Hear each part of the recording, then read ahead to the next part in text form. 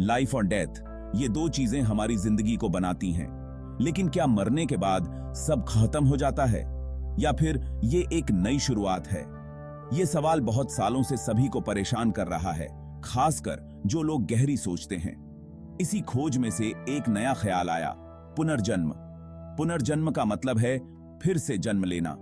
ये एक विश्वास है कि मरने के बाद हमारी आत्मा किसी और शरीर में जाती है और जिंदगी का एक नया अध्याय शुरू करती है। यह विश्वास न केवल हिंदू धर्म और बौद्ध धर्म में है, बल्कि यह दुनिया की बहुत सी जगहों पर अलग अलग रूप में पाया जाता है। पुनर्जन्म का विचार हमें अपनी जिंदगी को एक नए नजरिए से देखने में मदद करता है। यह हमें न केवल अपने लिए बल्कि दूसरों के लिए भी अच्छे काम करने के लिए प्रेरित करता है। पुनर्जन्म का विचार केवल पूर्वी धर्मों तक ही सीमित नहीं है। दुनिया भर की बहुत सी संस्कृतियां पुराने जमाने से ही इस विचार से जुड़ी हुई हैं। प्राचीन मिस्र में लोगों का मानना था कि मरने के बाद आत्मा का न्याय होता है और फिर उसे वापस धरती पर भेज दिया जाता है। यूनानी दार्शनिक जैसे प्लेटो और सुकरात ने भी आत्मा के अमर होने और पुनर्जन्म के बारे में बताया था। आदिवासी संस्कृतियां जैसे कि अमेरिका के मूल निवासी और ऑस्ट्रेलिया के आदिवासी भी पुनर्जन्म में विश्वास करते हैं। उनके लिए प्रकृति और जीवन एक दूसरे से जुड़े हुए हैं और मृत्यु केवल इस चक्र का एक पड़ाव है। हिंदू धर्म में पुनर्जन्म को कर्म और मोक्ष से जोड़ा जाता है। कर्म मतलब हमारे द्वारा किए गए काम और मोक्ष का मतलब है जन्म और मृत्यु के चक्र से मुक्ति। हिंदू धर्म के अनुसार हमारी आत्मा अमर है। मरने के बाद यह आत्मा एक नए शरीर में प्रवेश करती है। यह नया जन्म हमारे पिछले कर्मों पर निर्भर करता है। यदि हमने अच्छे कर्म किए हैं तो हमें एक अच्छा जन्म मिलता है, लेकिन अगर हमने बुरे कर्म किए हैं और पिसीगी अमी कबै की किए हैं तो हमें दुख और तकलीफ का सामना करना पड़ सकता है। यह चक्र तब तक चलता रहता है जब तक हम मोक्ष प्राप्त नहीं कर लेते। मोक्ष प्राप्ति का अर्थ है जन्म और मृत्यु के चक्र से छुटकारा और परम सत्य से जुड़ना। यह एक ऐसी अवस्था है जहां दुख और पीड़ा खत्म हो जाती है और आत्मा को अनंत आनंद की प्राप्ति होती है। पुनर्जन्म एक आध्यात्मिक विचार है और विज्ञान अभी तक इसे पूरी तरह से समझ नहीं पाया है। फिर भी कुछ वैज्ञानिक खोजें और घटनाएं हैं जो पुनर्जन्म की संभावना की तरफ इशारा करते हैं।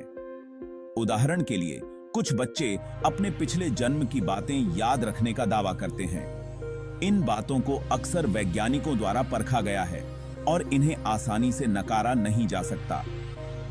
कुछ वैज्ञानिकों का मानना है कि चेतना हमारे दिमाग की उपज नहीं है, बल्कि यह एक ऐसी ऊर्जा है जो शरीर के नष्ट होने के बाद भी खत्म नहीं होती। यह ऊर्जा कुछ खास परिस्थितियों में एक नए शरीर में प्रवेश कर सकती है। हालांकि इन सबूतों के बावजूद अभी भी बहुत कुछ ऐसा है जो हम पुनर्जन्म के बारे में नहीं जानते हैं। यह एक ऐसा जटिल विषय है जिसके लिए और अधिक शोध और समझ की जरूरत है।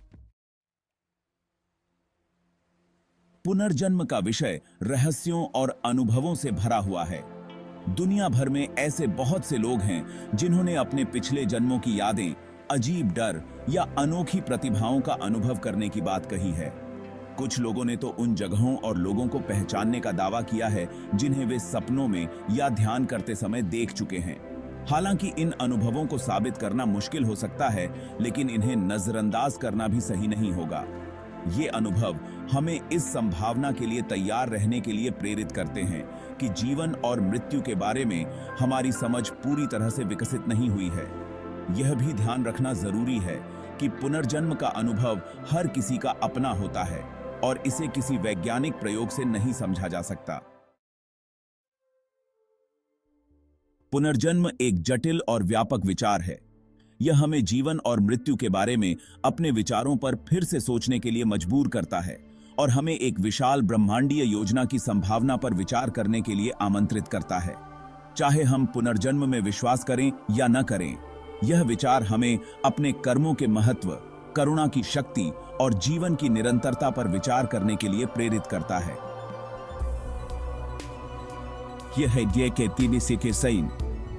यह हमें याद दिलाता है कि हमारी यात्रा एक जन्म और एक मृत्यु तक सीमित नहीं है, बल्कि यह एक अंतहीन यात्रा है जो हमें आध्यात्मिक विकास और आत्म साक्षात्कार की ओर ले जाती है। पुनर्जन्म का रहस्य भले ही पूरी तरह से न सुलझ पाए, लेकिन यह हमें जीवन के रहस्यों के प्रति विस्मय और जिज्ञासा बनाए रखने के लिए प्रेरित करता है।